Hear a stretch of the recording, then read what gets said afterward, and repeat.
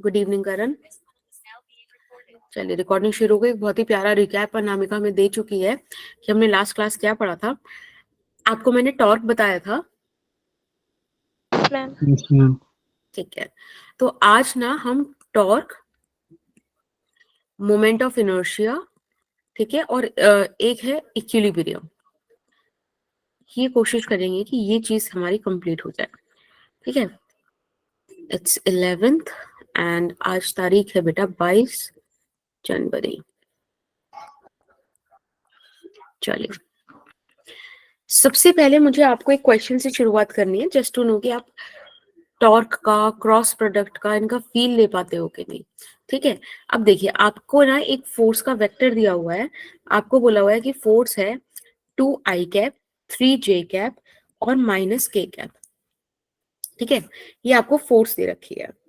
Question कह रहा है कि जो पार्टिकल का इनिशियल पोजीशन था वो है 0, 1, 3 और जो फाइनल पोजीशन है वो है 1, 2, 2, ठीक है। अब आप हमें ये बताइए कि find the torque due to F, ठीक है, दिस फोर्स जो आपको गिवन है एट पॉइंट पी या अबाउट पॉइंट पी, ठीक है। हमेशा ध्यान रखना बेटा, जब भी कभी वो आपसे टॉर्क की बात करेंगे ना तो वो आपको फोर्स और जो डिस्टेंस है उसको बहुत अच्छे से मेंशन करके देंगे, क्योंकि उसके बिना काम नहीं होगा। आपको पता है ना टॉर्क 3 बातों पे डिपेंड करता है कि कितना फोर्स लगाया, कहां पर लगाया और किस तरह से लगाया, मतलब किस एंगल पर लगाया, ठीक है। तो हम अगर मैं देखो मैंने यहाँ पे आपको बता दिया कि कौन सी फोर्स, कौन सा पॉइंट, ठीक है। अब आप बताइए कि क्या इसमें चीजें होंगी। टॉर्क निकालना है आपको बेसिकली। अभी समय हो रहा है बेटा 17:55। आप लोग मुझे 17:57 तक बता दीजिए, ठीक है। 2 मिनट में दे रही हूँ, जल्दी से बता दीजिए।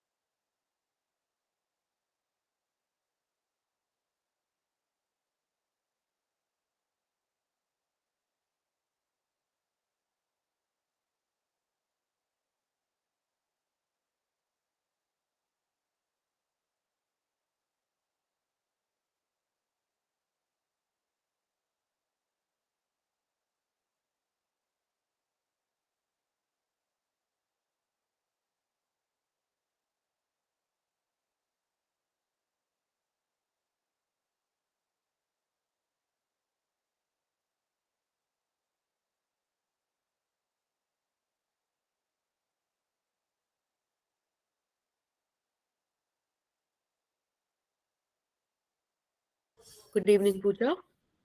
बेटा क्वेश्चन का आंसर आया क्या?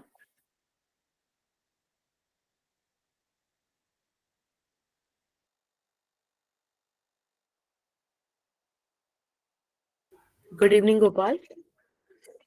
क्वेश्चन का आंसर आया बेटा?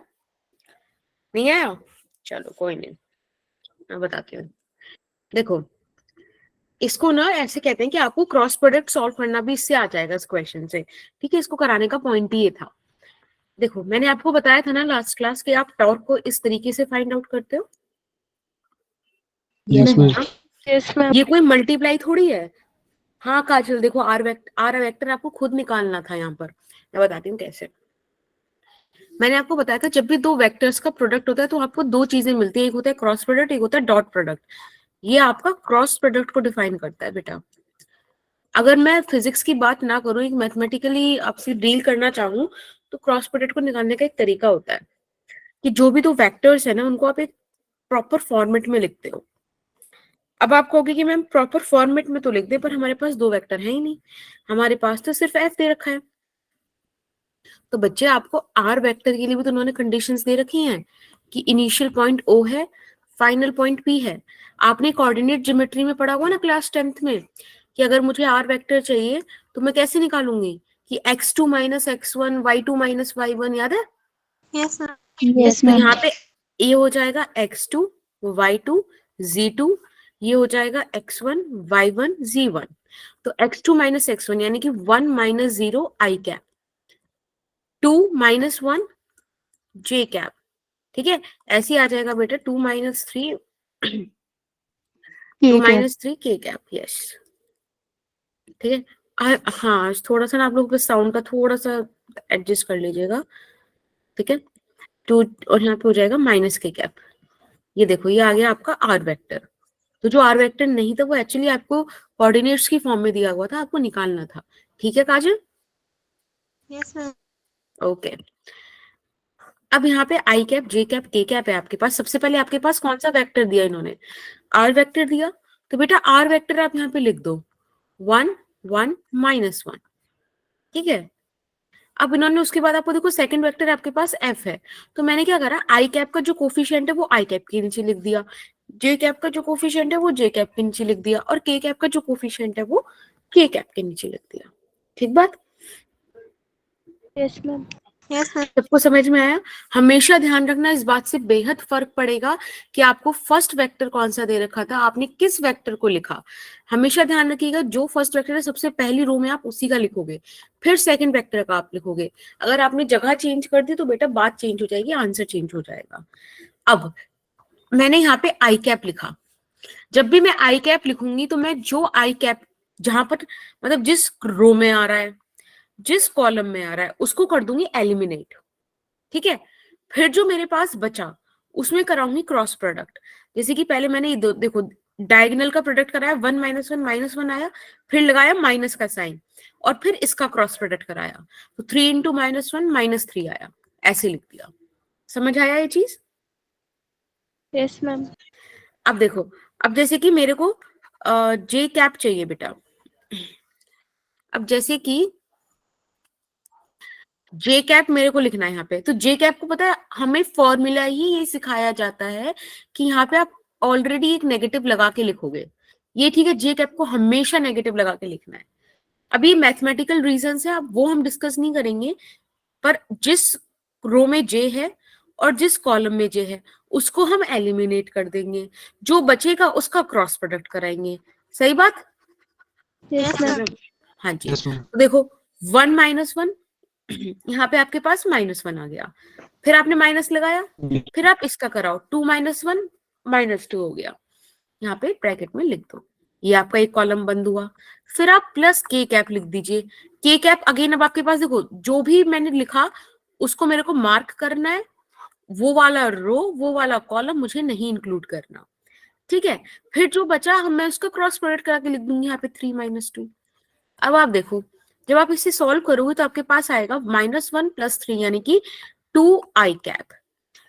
माइनस माइनस देखो यहाँ पे प्लस हो गया, आपके पास प्लस का 1 बचा, बाहर माइनस है तो माइनस का जे कैप, और यहां से आपके पास बचा प्लस के कैप, यानी कि ये हो गया आपका टॉर्क। समझ आया क्या कैसे करा? Yes ma'am. Yes ma'am. आप इसको याद रखिएगा, ऐसे आप चीजें लिख लीजिएगा स्टेप बाय स्टेप। अब आगे चले। Yes ma'am. ओके, तो बहुत बढ़िया, बहुत प्यारा ये क्वेश्चन था, नया चीज था, अब आपको नहीं भूलना, ये इंपॉर्टेंट है। मैंने आपको जब कल टॉर्क बताया था तो मैंने आपको बताया था कि इसे मोमेंट ऑफ फोर्स बोलते हैं, राइट? और मोमेंट ऑफ फोर्स में मैंने आपको बताया था कि आप इसको अमाउंट ऑफ टर्निंग की फॉर्म में भी याद कर सकते हो। और अमाउंट ऑफ टर्निंग का मतलब क्या हो गया बेटा, कि मैंने आपको ये भी बताया था कि अमाउंट ऑफ टर्निंग किन किन बातों पर डिपेंड करता है, ठीक है। अभी ये चीज आप ध्यान रखेंगे।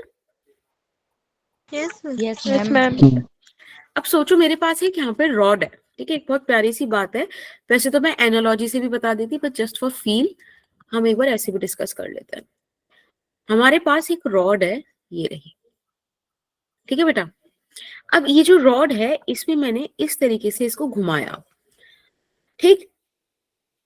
Yes ma'am. आर डिस्टेंस पे ये मतलब आर लेंथ है, ठीक। आर लेंथ बाद मैंने क्या करा यहाँ पर एक फोर्स लगाई, ठीक है, फोर्स थी बेटा एम ए, भाई एम इसका मास और ए एक्सेलरेशन, ये सुनो।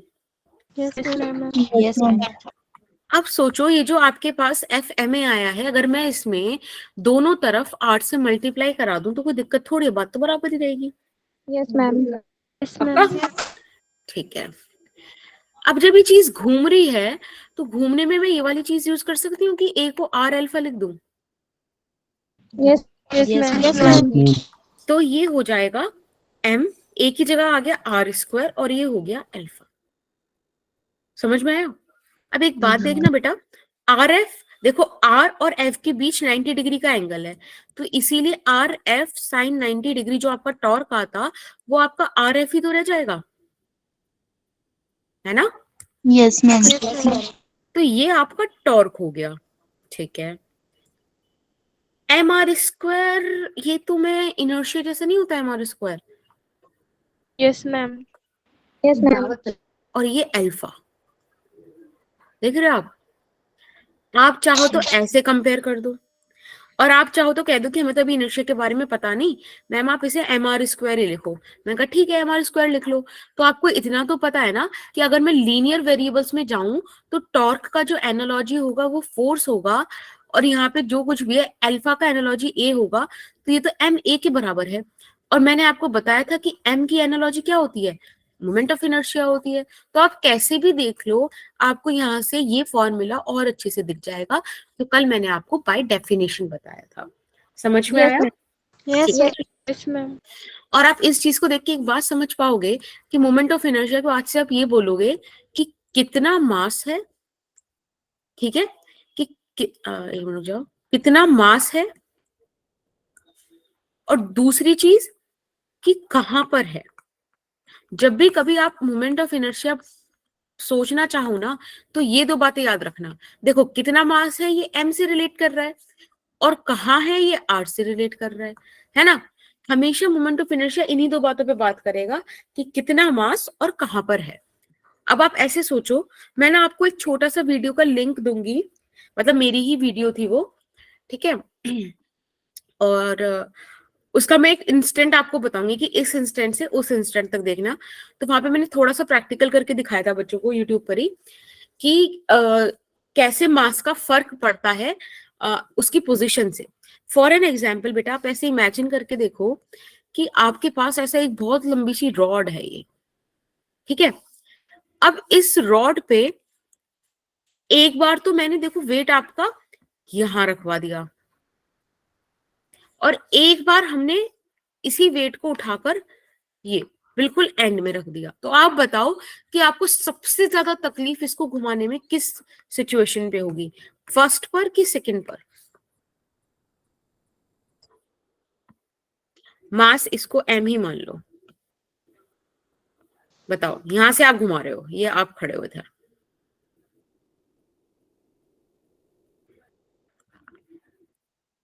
बताओ। एक बात मुझे बताओ, यहाँ पे जो फर्स्ट पोजीशन है आपसे ये थोड़ी सी दूरी पे तो है, यहाँ तो वही मास बहुत दूर पे हो गया। तो जब वो बहुत दूर पे हो गया तो आप देख रहे हो इनर्शिया क्या होता है, एम आर स्क्वायर। तो ये आर कितना ज्यादा हो गया, तो इनर्शिया बहुत ज्यादा हो जाएगा। Inertia at 1 is smaller than inertia at 2। और बेटा अगर इनर्शिया कम है मतलब आपको तकलीफ कम है घुमाने में, समझ रहे हो? Yes, ma'am. Yes, yes, ma'am. इसको ध्यान रखिएगा। चलिए, अब हम एक नेक्स्ट कॉन्सेप्ट की बात करेंगे जो आपको बहुत अच्छा लगेगा और बहुत आपकी हेल्प भी करेगा, और वो होगा स्टैटिक इक्विलिब्रियम। जब भी इस चैप्टर में मैं इक्विलिब्रियम की बात करूंगी, सबसे पहले तो आप समझिएगा बेटा कि इक्विलिब्रियम का मतलब होता है अ स्टेट ऑफ बैलेंस, है ना, जहां पे बहुत मिनिमम एनर्जी हो, सब चीजें बैलेंस में है, कोई दिक्कत नहीं, सब रेस्ट पे है ना, ये वाली चीज जो होती है। जब आपसे स्टेट ऑफ बैलेंस की बात की जाएगी तो मैं यहाँ पे आपसे दो टर्म्स में बात करूंगी। एक बात करूंगी मैं आपसे ट्रांसलेटरी इक्विलिब्रियम की, ठीक है? Yes, ma'am. हाँ जी, एक बात हो गई ट्रांसलेशनल इक्विलिब्रियम की, और बेटा एक बात होगी आपसे रोटेशनल इक्विलिब्रियम की,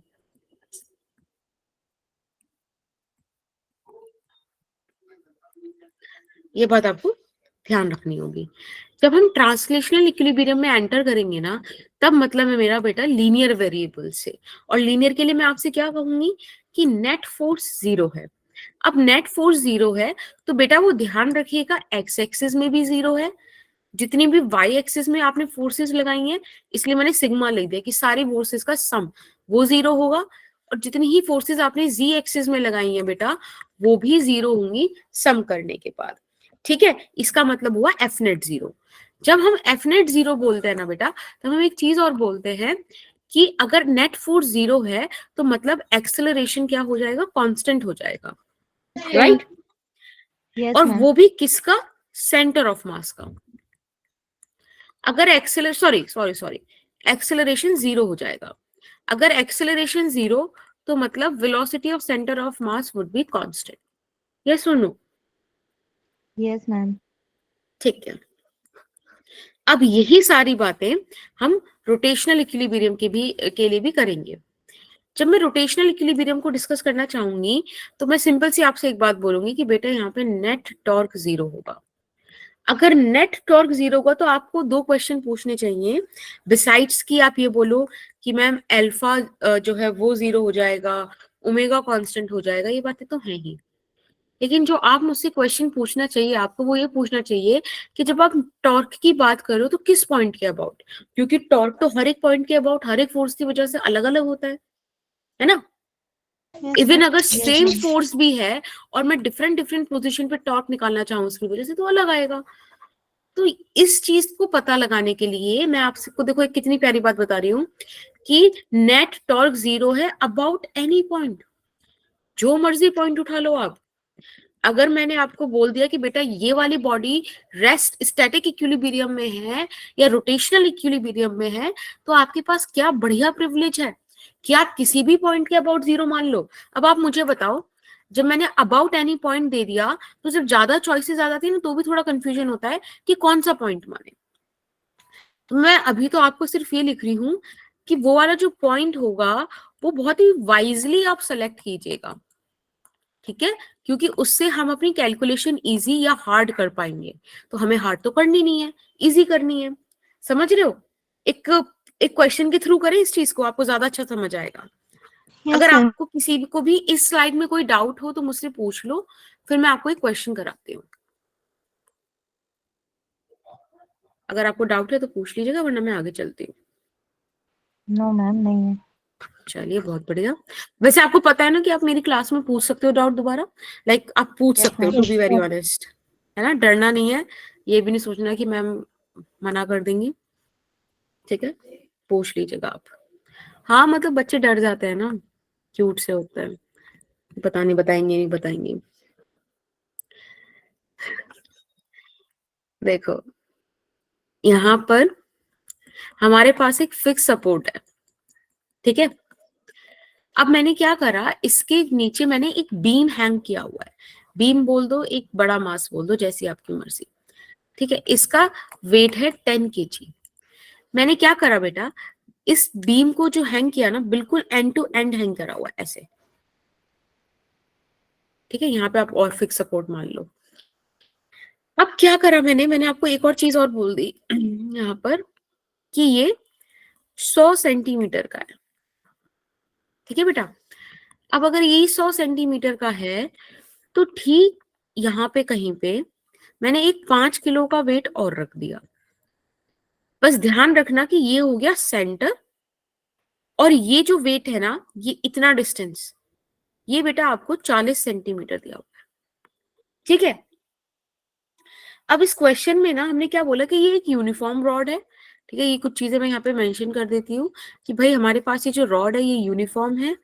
ये जो स्ट्रिंग्स हैं इसमें अब टेंशन आएगी ना बेटा जब मास हैंग कर रहा है, तो एक टेंशन आई T1 इधर, एक टेंशन आई T2 इधर, ठीक है? अब मेरा क्वेश्चन ये है कि फाइंड T1 एंड T2। अब T1 T2 निकालिए, ओके बेटा? अच्छा मैंने आपको एक चीज बताई थी टॉर्क के बारे में कि टॉर्क को आप पॉजिटिव नेगेटिव लोगे, ऐसा डिस्कशन हमारा हुआ था। नहीं हुआ था। चलिए देखो, मैं तुम्हें एक चीज बताती हूँ। जैसे कि ये एक बॉडी है, ठीक है, इस पर आपने कई सारी फोर्सेस लगा रखे हैं, कुछ भी मान लीजिए। अब देखो, एक फोर्स की टेंडेंसी है इस बॉडी को ऐसे घुमाने की, और दूसरी फोर्स की टेंडेंसी है ऐसे घुमाने की।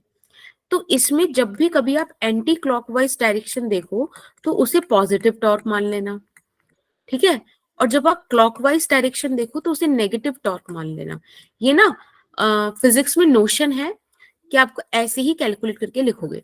तो जो भी फोर्सेस आपको एंटी क्लॉकवाइज घुमा रही हैं पॉजिटिव ले लीजिएगा टॉर्क, और जो क्लॉकवाइज घुमा रही है उसको नेगेटिव। गुड। चलिए अब आप इस बात का यूज करके, बहुत इंपॉर्टेंट पॉइंट है, इसका यूज करके आप यहाँ पे T1 एंड T2 निकालिए। अभी समय हो रहा है बच्चे 18:13। आप लोग 18:15 तक सॉल्व कर लीजिएगा, फिर मैं बताती हूँ।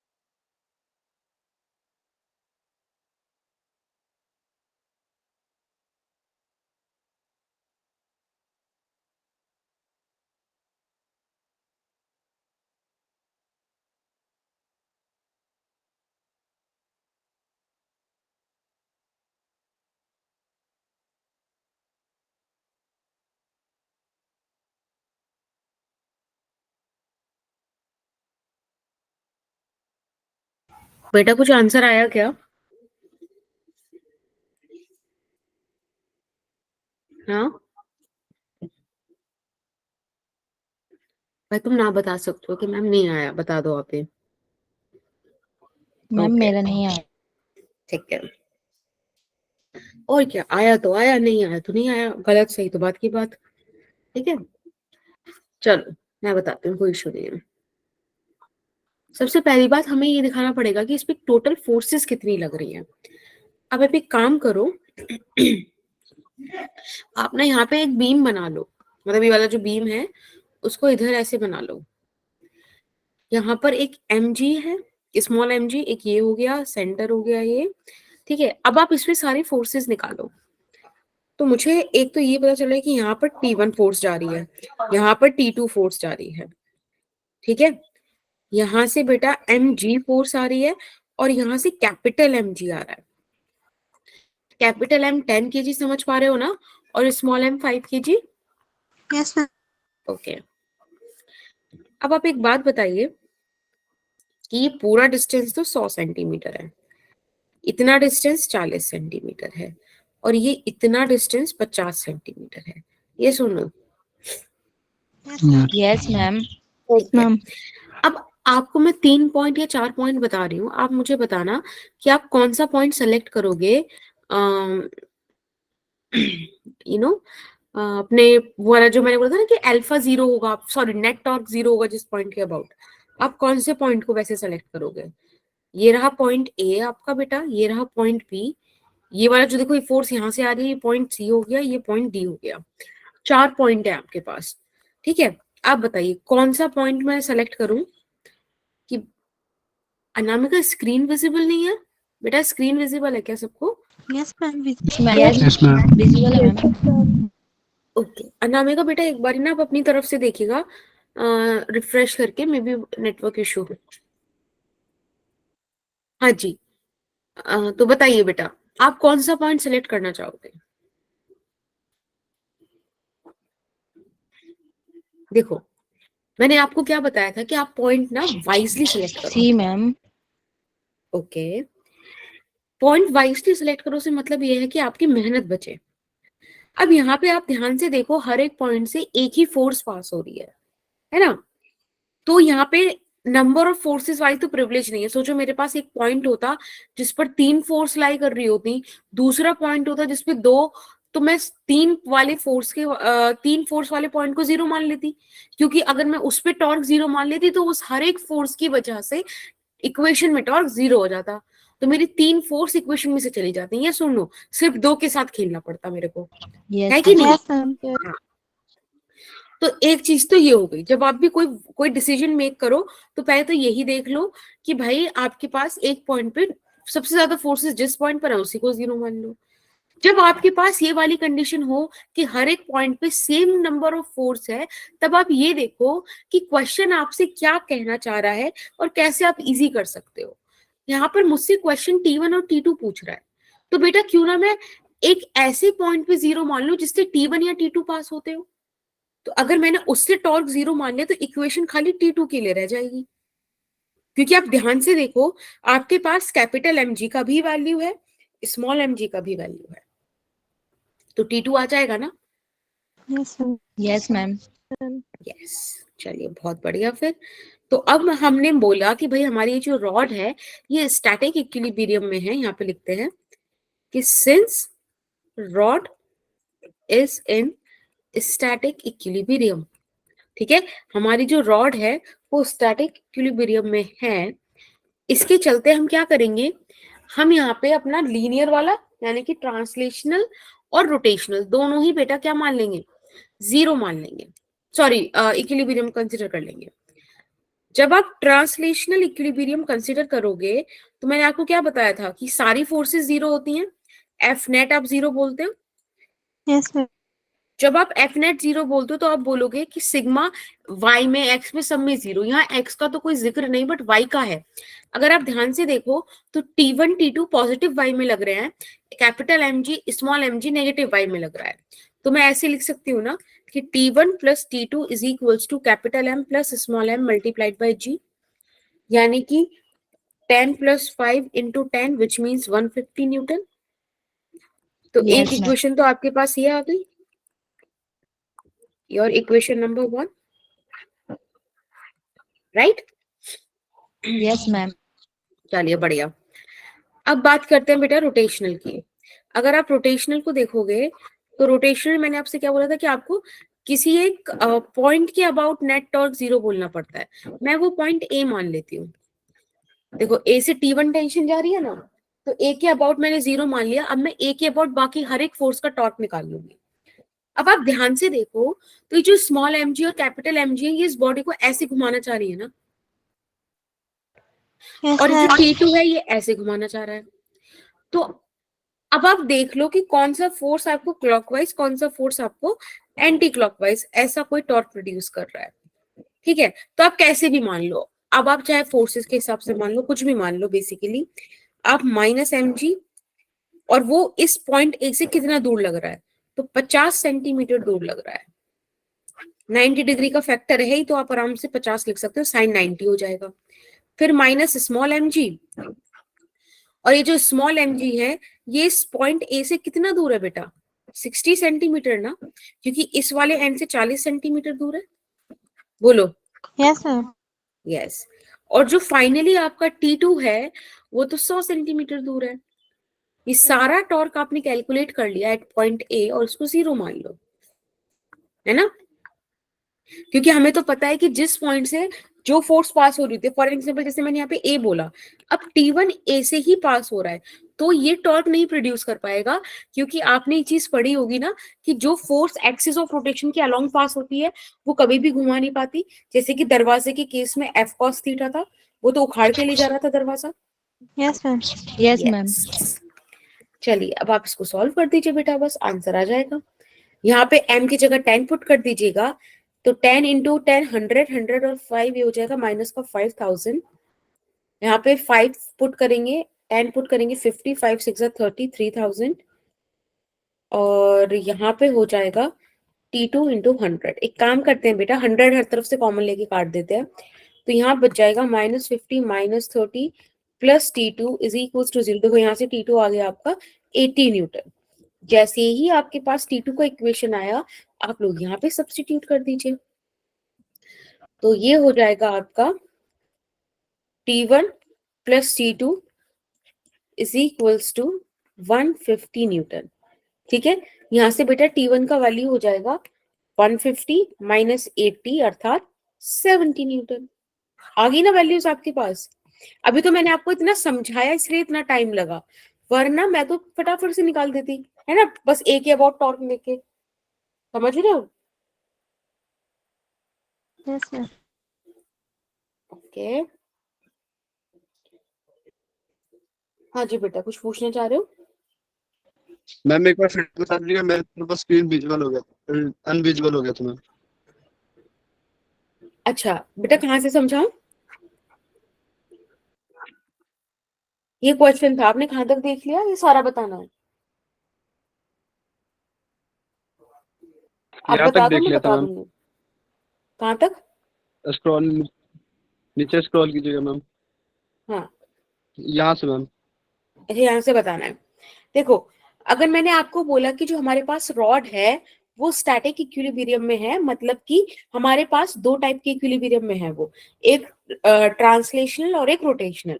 जब भी आपसे ट्रांसलेशनल इक्विलिब्रियम की बात करेगा ना बेटा, तब आप ये मान लीजिएगा कि नेट फोर्स 0 हो जा रही है।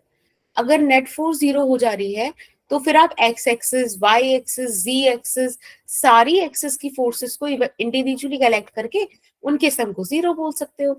तो मैंने देखा कि इस केस में एक्स में तो कोई फोर्स नहीं है, जी में भी नहीं है, जो फोर्स है वो वाई में है। आप अगर ध्यान से डायग्राम देखो तो आप देख पाओगे कि जो T1 और T2 फोर्सेस है, देखो T1 फोर्सेस और T2 फोर्सेस, ये दोनों फोर्सेस तो बेटा पॉजिटिव वाई में है, capital M G small M G ये आपकी नेगेटिव वाई में है। तो मैंने क्या करा, दोनों फोर्सेस को बराबर रख दिया। सही बात है बेटा? Yes, ma'am. ओके, यहाँ से आपने इक्वेशन निकाल दिया कि T1 प्लस T2 को आप 150 न्यूटन बोल पाओगे, क्योंकि आपको यहाँ पे कैपिटल एम का वैल्यू और स्मॉल एम का वैल्यू गिवन था।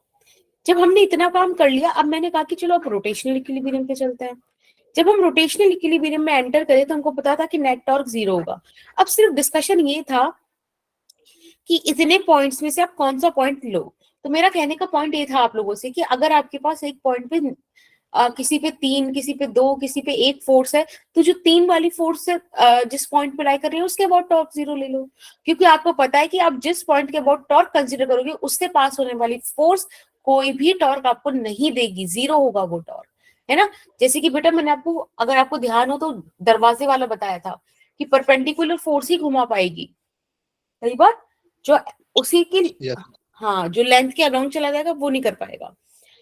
तो फिलहाल अब यहाँ पे ये तो मेरे पास चॉइस थी नहीं, क्योंकि हर एक पॉइंट से आप देखो एक ही फोर्स पास हो रही है। तो मैंने कहा कि अब एक काम करते हैं, अब हम देखते हैं कि क्वेश्चन क्या कह रहा है। तो क्वेश्चन ने मुझसे बोला था कि T1 T2 निकाल दो। तो मैंने क्या करा, T1 वाले पॉइंट के अबाउट ही 0 मान दे, ताकि पूरी इक्वेशन में सिर्फ T2 बचे और T2 को मैं सॉल्व कर दूं, यहाँ पे पुट करके T1 निकाल दो। आप समझे मैकेनिज्म कैसे रन कराया? हाँ बेटा बोलो। मैम ये 50 कैसे आया, ये समझ नहीं आया। ये 150 या ये वाला 50? मैम वो 150 वाला। ये जो ब्लू में लिखा हुआ है ना बेटा, वो वाला। डिस्टेंस। मुझे आपकी वॉइस थोड़ी सी कट के आ रही है। अब बस ये बता दो, ये वाला इक्वेशन। ये यस, ठीक है। देखो बेटा, टॉर्क क्या होता है? टॉर्क आर क्रॉस एफ होता है ना। यस। एक मिनट यहाँ पे, एक मिनट बेटा, बस एक सेकंड, मेरा थोड़ा आई थिंक, अरे स्क्रीन स्टक हो गई, बस एक सेकंड।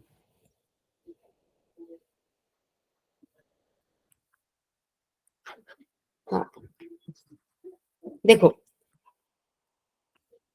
टॉर्क होता है आर क्रॉस एफ, जिसको आप लिखते हो आर एफ साइन थीटा। बेटा यहाँ पे थीटा तो 90 डिग्री था, तो सिर्फ आर एफ बचा, तो अब आर एफ निकालना था हमें। अब देखो, आर हो गया 50, एफ हो गया mg। जब मैंने पॉइंट ए के अबाउट टॉर्क कैलकुलेट करना है, तो मैं सारी ही फोर्सेस का पॉइंट ए से डिस्टेंस निकालूंगी। तो जो पॉइंट बी है वो ए से 50 सेंटीमीटर दूरी तो है, तो देखो कैपिटल mg के साथ 50 लिख दिया। जो स्मॉल mg है वो उससे 60 सेंटीमीटर दूर है पॉइंट ए से। सिर्फ पॉइंट ए से देखेंगे, जिसके अबाउट हमने, जो पॉइंट हमने सेलेक्ट किया है बेटा, उसी से डिस्टेंस कैलकुलेट करेंगे। तो यहाँ पर हो जाएगा 60, ठीक है। और जब हम बात करेंगे बेटा किसकी, डी की, तो ये 100 सेंटीमीटर दूर है, सबसे दूर है, तो इसको अपन ले लेंगे 100 वाला करके। Is that okay? Yes sir. बस, तो यहाँ से हमने T2 का वैल्यू निकाला, उसको हमने इस फर्स्ट इक्वेशन में सब्स्टिट्यूट करा, और फिर वहां से हमें 70 न्यूटन मिल गया। सही बात, किसी को कोई दिक्कत तो नहीं? No ma'am. No ma'am. Okay, ठीक है। चलिए फिर एक दो क्वेश्चन और करेंगे आप लोग। Yes sir. यस ठीक है, मैम। बहुत बढ़िया। देखो, यहाँ पर एक मास है आपके पास, कैपिटल सॉरी स्मॉल है। ये मान लीजिए ये आपकी एक्सिस ऑफ रोटेशन हो गई, और ये दूसरा मास हो गया m, ठीक है। फिर ये तीसरा मास हो गया m, और फिर ये चौथा मास हो गया m। भले ही आपको सेम से ना दिख रहे हो, बट मैं आपको बता रही हूँ, ड्राइंग का प्रॉब्लम है, सेम आइडेंटिकल बिल्कुल है। इनके बीच डिस्टेंस b है, इनके बीच भी, और ये डिस्टेंस आपको a/2 दे रखा है, ये डिस्टेंस भी, ठीक है बेटा, इस तरीके से। अब मैंने कहा कि ये है एक्सिस जिसके अबाउट ये पार्टिकल्स घूम रहे हैं, आपको इनर्शिया बताना, find inertia about this axis. आप इसको एक्स प्राइम बोल सकते हो, तो आपको इनर्शिया ऑफ दिस एक्सिस बताना है। समझ में आया क्या बेटा क्वेश्चन? मैम एक बार और बता दो। ठीक है, देखो ये 4 मास हैं, ये मैंने इस एक्सिस से इस तरीके से दूर रखा है, ठीक है। इन दो मासेस के बीच में कैपिटल स्मॉल b डिस्टेंस है, इन दोनों मासेस के बीच में भी। अब आपको इस पूरे सिस्टम का इनर्शिया बताना है about this ex prime axis. अब समझ में आया बेटा? Yes ma'am. ठीक है, अभी टाइम हो रहा है 18:31। आप लोग 18:32 तक, चलो 33 तक जो है सॉल्व कर लो, फिर मैं आपसे पूछूंगी।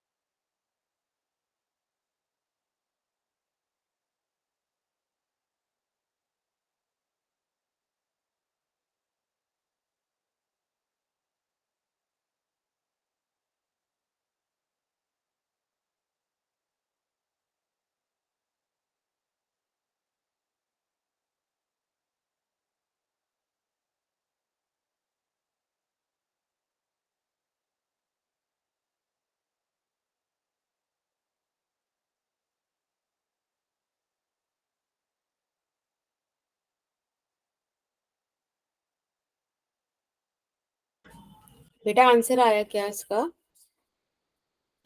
देखो इसका आंसर तो सिंपल है, इजी आना, इसीलिए आना चाहिए। बताओ।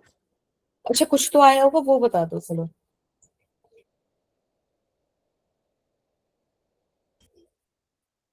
कोई भी माइक ऑन करके बता दो। तो उस क्लास में सही गलत का तो टेंशन लेने की जरूरत ही नहीं है। आप लोग बस सॉल्व कर रहे हो, मुझे वो उतना अश्योरेंस दे दो, है ना, ताकि मुझे पता चले कि आप वाकई कॉपी पेन लेकर बैठे हो। जल्दी से बता दो। नहीं बताएंगे? देखो सिंपल सी बात थी, इनर्शिया होता है mr²। जब आपके पास यहाँ पे इस तरीके से पार्टिकल्स डिस्क्रीट हो, देखो इसे बोलते हैं डिस्क्रीट सिस्टम। जब आपके पास डिस्क्रीट सिस्टम हो ना बेटा, तब आप क्या करते हो, आप निकालते हो m1r1², m2r2², m3r3², m4r4², इस तरीके से। ठीक है, ऐसे आप कैलकुलेट करते हो। अब यहाँ पे देखो सिर्फ सारे m ही तो है कि नहीं? Yes, हाँ ma'am. या ना? Yes ma'am. ओके, आपको r निकालना होता है कि एक्सिस ऑफ रोटेशन से कितना दूर है। तो सारे के सारे a/2 तो दूर है। मुझे तो b सिर्फ कंफ्यूज करने के लिए दिया था, इसका तो कोई पॉइंट ही नहीं था भाई। b तो हमें सिर्फ कंफ्यूज करने के लिए दिया था। आप सिंपल लिख सकते हो यहाँ पर m a/2 का स्क्वायर, और ऐसे ही आपको 4 बार और लिखना है, 3 बार और लिखना है, तो इंटू 4 कर दूं, है ना। तो ये हो जाएगा ma²/4 इंटू 4 बराबर ma²। ठीक है, यस मैम। आया समझ? यस। Yes ma'am. तो ऐसे बहुत सारे क्वेश्चंस होते हैं। ठीक है, तो अब बाकी क्वेश्चंस ना हम कल कर लेंगे। आज मैं सिर्फ आपको एक चीज बता दे रही हूँ, हम और आप कब मिलेंगे? मंडे ट्यूसडे फ्राइडे को मिलेंगे, है ना? नहीं यस थर्सडे, मैम। थर्सडे मिलेंगे। हाँ, तो उस दिन ना बेटा हम बहुत इंपॉर्टेंट टॉपिक करेंगे थ्योरम्स का। इसमें मैं आपको पैरेलल एक्सिस थ्योरम और परपेंडिकुलर एक्सिस थ्योरम कराऊंगी। तो अगर आपके कोई दोस्त वोस्त हो जो इस क्लास में मतलब हमारे साथ पढ़ते हो, ना आ रहे हो आजकल, तो उनको जरा बता देना कि कल वाला क्लास, ये वाला क्लास बेहद इंपॉर्टेंट होगा। हम ये थ्योरम करते ही डायरेक्ट इनके न्यूमेरिकल्स करेंगे, और इसके बाद मैं आपको 3 स्लाइड में एक टेबल बनाकर दूंगी। वो टेबल आपको याद कर लेनी है, मतलब उसका कोई आपको सोते हुए भी पूछे ना, तो आपको वो टेबल आनी चाहिए। ये आप काम कर लोगे ना थर्सडे में, आपका मतलब बहुत बढ़िया काम हो जाएगा, बहुत बढ़िया। ठीक है, बहुत इंपॉर्टेंट लेक्चर है ये, इसको आप करके आइएगा। बाकी आपके लिए एक होमवर्क है कि आप एनसीईआरटी को जरा रीड आउट कर लीजिएगा बेटा, रीड कर लीजिएगा टिल दिस पॉइंट जो मैंने अभी तक आपको बताया है। ठीक है, वो वाले पॉइंट्स आप रीड कर लीजिएगा। दूसरी चीज, आपका संडे को जो टेस्ट होगा, ठीक है, इस यस बार भी मैम। बेटा मैंने न्यूटन्स लॉज ऑफ मोशन का ही रखवाया है। तो ना आप कोशिश कीजिएगा कि जो कमियां आपकी पिछली रह गई थी, क्योंकि अब आपने एक बार पढ़ लिया था पिछले पेपर के लिए, तो आपको पता होगा कि क्या कमियां रही थी। उन कमियों को, उन क्वेश्चंस को, और जो पिछला पेपर था, जो भी आपने टेस्ट दिया था ना, उसको आप अच्छे यस से मैम। रिवाइज करके मतलब कर लीजिएगा। फिर से नोट्स को पढ़ लीजिएगा। जो भी आपके मतलब क्या बोलते हैं वीक पॉइंट्स थे, उनको आप प्लीज एक बार लिख कर समझ कर दूर कर लीजिएगा। आपको कहीं भी लगे मेरा कि मैम की हेल्प चाहिए, तो प्लीज कॉल मी, ठीक है ना, या व्हाट्सएप में। कॉल तो नहीं हो पाएगी, व्हाट्सएप कर लेना। ठीक है, ये मैं आपसे बार बार बोलती हूँ, पर मुझे आती नहीं है आपकी प्रॉब्लम्स। इसका 2 ही मतलब हो सकता है, या तो आप कर नहीं रहे हो, है ना, सॉल्व, या फिर आपको ज्यादा ही फिजिक्स आ गई है। ठीक है, दूसरे के ठीक चांसेस है। ज्यादा हैं, तो कोशिश कीजिएगा कि आप मुझे प्रॉब्लम शेयर कर दो। चलिए, हैव अ नाइस टाइम। आप लोगों से मिलके अच्छा लगा, कल बात करते हैं। Bye bye. Bye ma'am. Bye Bye, ma'am. ma'am. Hi ma'am, thank you ma'am. Bye bye, welcome बच्चा।